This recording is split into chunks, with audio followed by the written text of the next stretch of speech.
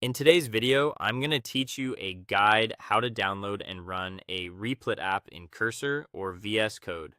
By the end, you'll know exactly how to grab your code from Replit as a zip file and bring it into your local editor. All you need is a web browser, access to your Replit account, and your preferred editor installed.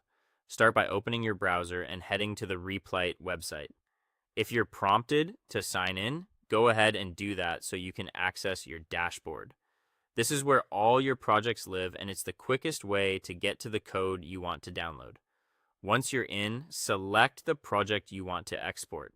Take a second to confirm it's the correct one, especially if you have multiple similar projects. Opening the right project now will save time later when you unzip and start working in your editor. Inside the project, look for the panel expand icon. If your side panels are collapsed, clicking this will open them up so you can see everything you need. If they're already expanded, you can skip the click. What matters is that the sidebar with tools and files is visible. Next, click on the file tree to bring the file panel into focus. This shows your project's folders and files as they exist in Replit.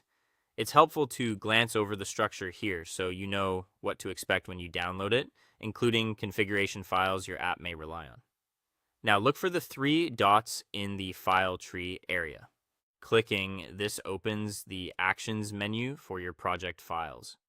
This is where Replit groups common file operations related to exporting or managing your code, and it's the gateway to getting your zip. Choose Download as zip. Replit will package your project into a single compressed file. Depending on the size of your project and your connection, this may take a moment. When your browser asks where to save it, pick a folder you can find easily. After the download finishes, unzip the file to a working directory on your computer. From here, you can open that folder in Cursor or VS Code. Use your editor's Open Folder option and load the unzipped project. Most projects include configuration or manifest files that tell you how to run them locally. Follow your project's usual commands in the integrated terminal.